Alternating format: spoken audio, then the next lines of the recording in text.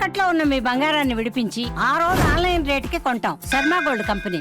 నమస్కారం, welcome to Suman TV. నేను గీతాంజలి. జనవరి 3వ తారీఖు 2026వ సంవత్సరంలో పుష్య పౌర్ణమి అండి. ఎంతో విశేషమైన రోజు అని చెప్తారు. అలాగే అంటే మనం తెలిసి తెలియక జీవితంలో ఎన్నో రకాల పాపాలు చేస్తూ ఉంటాం. తర్వాత అవి పాపం అని తెలిసినా వాటిని ఎలా పశ్చాత్తాపడాలా, వాటికి ఇంకేమైనా పూజలు చేయించాలని ఆలోచిస్తాం. ఇలాంటివి కొన్ని విశేషమైన రోజుల్లో చేస్తేనే వాటికి పరిహారం దొరుకుతుంది అంటారు. అలాంటి రోజే పౌర్ణమి, పుష్య పౌర్ణమి అని చెబుతున్నారు. మరి మనం ఏమేం చెయ్యాలి ఆ రోజున, ఏవి చెయ్యకూడదు, ఆ పనులు తెలుసుకుందాం. అలాగే దీంతో పాటుగా విశేషంగా కొంతమంది కొన్ని ఫలించటం కోసమని కొన్ని పూజలు చేస్తూ ఉంటారు. మరి ఈ పౌర్ణమి రోజున ఆ విధంగా చేయవచ్చా?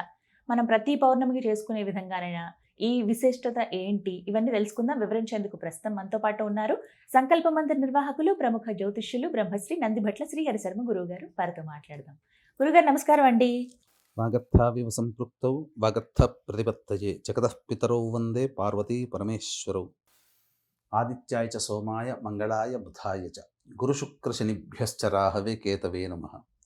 శృంగేరి జగద్గురు పీఠాధిపతులకి, కంచి పీఠాధిపతులకి నమస్కారములు తెలియచేసుకుంటూ కార్యక్రమాన్ని ప్రారంభిద్దాం. గురుగారు, పుష్య పౌర్ణమి జనవరి 3వ తారీఖే కదండి. ఇందులో ఎలాంటి మార్పు లేదు కదా? ఏ మార్పు లేదమ్మా. జనవరి 3వ తారీఖు పౌర్ణమి, పుష్య పౌర్ణమి చాలా విశేషమైనటువంటి రోజు. మరి తెలియచేస్తారా ఏంటి? ఎందుకంటే ఎన్నో రకాల పాపాలు జీవితంలో చేస్తూనే ఉంటాం.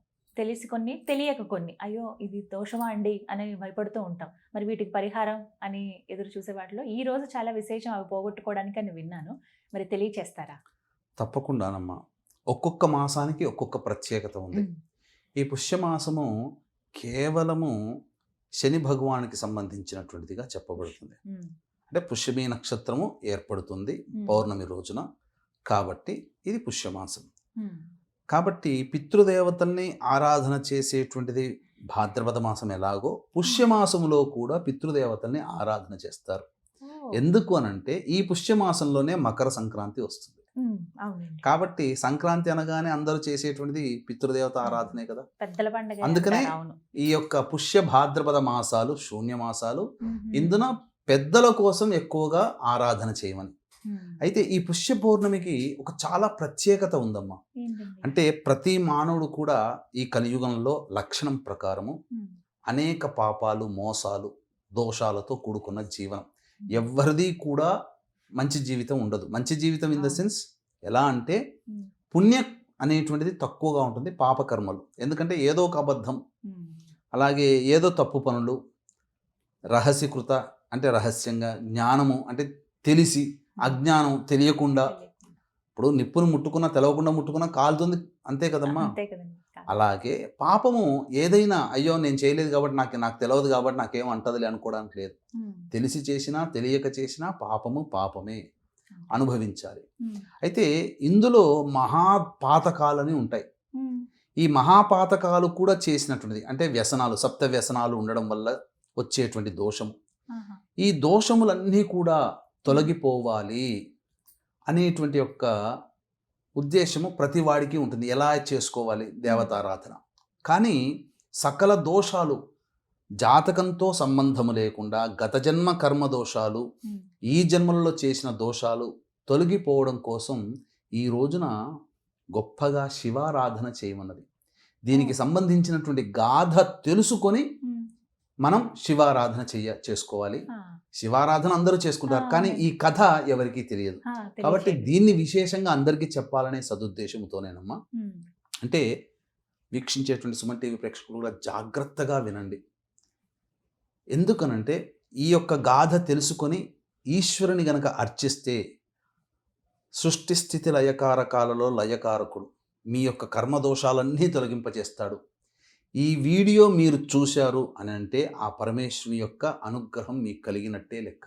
పరమేశ్వర అనుగ్రహం కలిగేటువంటి వ్యక్తులకే మీరు ఈ వీడియో చూడడం జరుగుతుంది. కాబట్టి శ్రద్ధగా వినండి. పూర్వము ద్వాపర యుగంలో హంసధ్వజుడు అనేటువంటి యొక్క చోళరాజు ఉండేటువంటి వాడు. రాజ్యాన్ని ధర్మబద్ధంగా పరిపాలిస్తున్నాడు. అతనికి ఒకసారి ఆ యొక్క తీర్థయాత్రలు చేసి అన్ని దేవతా క్షేత్రాలు తిరగాలని కోరిక ఉంది.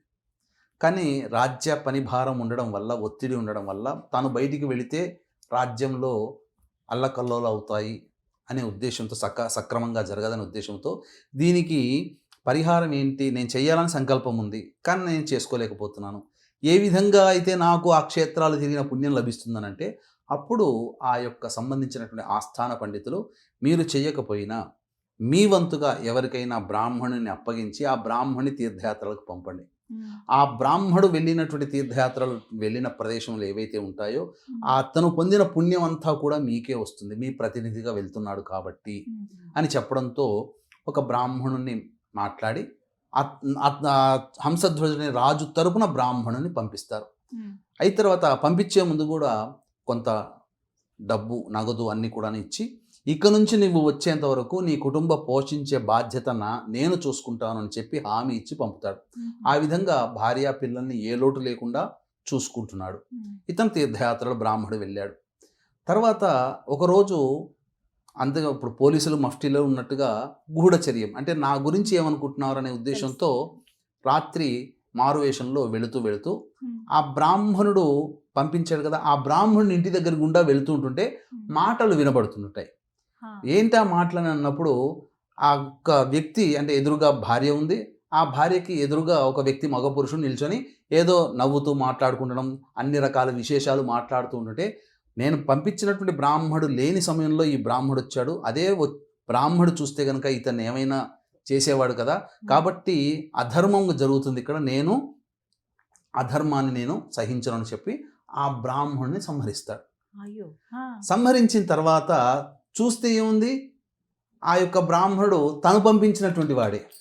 అంటే తీర్థయాత్రలు చేసి నియమంగా ఉన్నటువంటి కారణం చేత మొత్తం దేహం అంతా చిక్కి శల్యం అయిపోయి రంగు అంతా మారిపోయింది కాబట్టి గుర్తుపట్టలేడు ఆ రాజు ఆ రాత్రిపూట. అయ్యో నేను బ్రాహ్మణుని చంపానని చెప్పి బాధపడుతుంటే ఆ బ్రాహ్మణుడి ద్వారా బ్రహ్మరాక్షసం అనేటువంటిది ఉద్భవించేది. ఆ రాజుని పట్టి పీడించింది. ఏ బాధనైనా తట్టుకోవచ్చు కానీ బ్రహ్మరాక్షస బాధని తట్టుకోలేము. ఇక మనిషి అంతా కూడా అల్లకల్లోలం అయిపోతుంటాడు. రాజు సరిగ్గా నిద్ర పట్టాడు, సరిగ్గా భోజనం చేయలేకపోతుంటాడు. ఇక ఆ యొక్క పండితుల యొక్క ఆజ్ఞ మేరకి అన్ని దేవాలయాలకు వెళ్తాడు. ఇప్పుడు ఆ రాజు ఏం చేశాడంటే తిరువదై మరుతూరు అనేటువంటి ఒక ఊరుంది, మధురకి ఒక 70 కిలోమీటర్ల దూరంలో ఉంటుంది. ఆ యొక్క తిరువదై మరుదూరు ఆ క్షేత్రంలోకి ప్రవేశం చేస్తాడు. ఇదే పుష్య పౌర్ణమి రోజున. రెండవ ద్వారం దగ్గరికి వెళ్ళి అంటే అక్కడ ఉన్నటువంటి సిద్ధ నదీ తీరములో సిద్ధ క్షేత్రంలో అక్కడ సిద్ధ నది ఉంటుంది. ఆ నదిలో స్నానం ఆచరించి దేవాలయంలో చేరుకోగానే రెండవ గడప దాటగానే అప్పటి వరకు అతన్ని బాధపడుతూ వెంబడిస్తూ వచ్చినటువంటి ఆ యొక్క బ్రహ్మ రాక్షసుడు తొలగిపోతాడు. అక్కడ ఉన్నటువంటి పరమేశ్వరుని ఆరాధన చేస్తాడు. అంటే తనకు కలిగినటువంటి బ్రహ్మహత్యాపాతక దోషాన్ని పోగొట్టుకున్నాడు ఆ క్షేత్రంలో ఆ పుష్య మాసము పౌర్ణమి రోజున. అంతేకాకుండా ఈ రోజున కుమారస్వామికి తిరుగులేనటువంటి వేలాయుధం, కుమారస్వామి శూలం పట్టుకుంటాడు కదా, పార్వతీదేవి పుష్య పౌర్ణమి రోజున అందించిందట. అంతేకాకుండా ఈ యొక్క క్షేత్రంలోనే తిరువదై మరుదూరు క్షేత్రంలోనే ఇంద్రుడు తనకున్నటువంటి పాపాలన్నీ కూడాను తొలగించుకున్నాడు. ఇంద్రుడు అంతటి వాడు, రాజంతటి వాడికి కలిగినటువంటి పాపం అంతా తొలగిపోయిందంటే ఇది పుష్య పౌర్ణమి రోజున ఆ తిరువదై మరుదూరు అనేటువంటి యొక్క క్షేత్రంలో. అంతేకాకుండా ఈ రోజుకు ఒక గొప్ప విశేషం ఉందమ్మా. ఏంటంటే శివముక్కోటి. మనం ఇంతకుముందు డిసెంబర్ మాసంలో జరుపుకున్నాం, కానీ అప్పుడే చెప్పడం జరిగింది మార్గశిర మాసం శ్రవణ నక్షత్రం ఉన్నదాన్ని శివముక్కోటి అంటారు.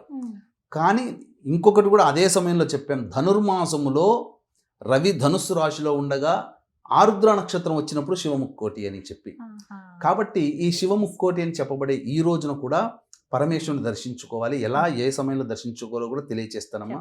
వీక్షించేటువంటి ప్రేక్షకులు ఈ యొక్క శివముక్కోటి సందర్భంగా జనవరి 3వ తారీఖు కాబట్టి 2026వ సంవత్సరం అంతా కూడా మీకు శుభం కలగాలి, మీకు నవగ్రహాలు అనుకూలంగా ఉండాలనే సదుద్దేశముతో శ్రీకాళహస్తి క్షేత్రంలో మీ గోత్రనామాదులతో నవగ్రహ పాశుపత హోమము, రుద్ర హోమము, ఆరోగ్యం కోసం మృత్యుంజయం హోమం, వివాహము దాంపత్యాల కోసమే హోమాలు మరియు మేష మిథున కర్కాటక సింహ కన్య వృశ్చిక ధనస్సు కుంభ మీనరాశిలో జన్మించిన వారికి శనిదోష నివారణ హోమాలు జరిపించి శక్తిపాతము చేసినటువంటి కరుంగలి మాలు ఇవ్వడం జరుగుతుంది.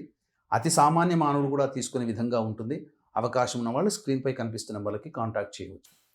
ఇక ఈ రోజున చెప్పబడినటువంటిది విశేషముగా ఈశ్వర ఆరాధన. కాబట్టి బ్రహ్మ ముహూర్త కాలములో ఆకాశములో 3 నక్షత్రాలు ఉంటాయేమో, 1, 2, 3 లైన్గా ఉంటాయి. పరమేశ్వరుడు నటరాజ స్వరూపముగా ఆరుద్ర నక్షత్రంలో మనకు కొలువై ఉంటారు. ఆరుద్ర నక్షత్రం శివ నక్షత్రం. ఆ రోజున తూర్పు దిక్కున 3 నుంచి 5 గంటల లోపల ఆ యొక్క నక్షత్రాన్ని, ఆరుద్ర నక్షత్రాన్ని నమస్కారం చేసుకుని శివుని దర్శించుకోవాలి. ఈ రోజున శివముక్కోటి కదా, వైకుంఠ ఏకాదశి రోజున ఉత్తర ద్వార దర్శనం ఎలా అయితే ఉంటుందో, శివముక్కోటి అయినటువంటి ఈ పుష్య పౌర్ణమి రోజున అనగా జనవరి 3వ తారీఖు రోజున, ఈ రోజున శివాలయంలో ఉత్తర ద్వారం తెరుస్తారు.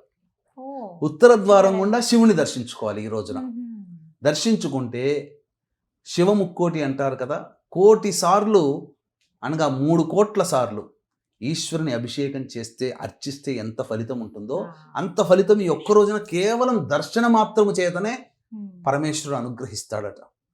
కాబట్టి ఈ రోజున ఉదయాన్నే దర్శనం చేసుకొని అవకాశం ఉంటే ఈశ్వరుడికి అభిషేకము జరిపించుకొని అర్చన జరిపించుకుంటే చాలమ్మా.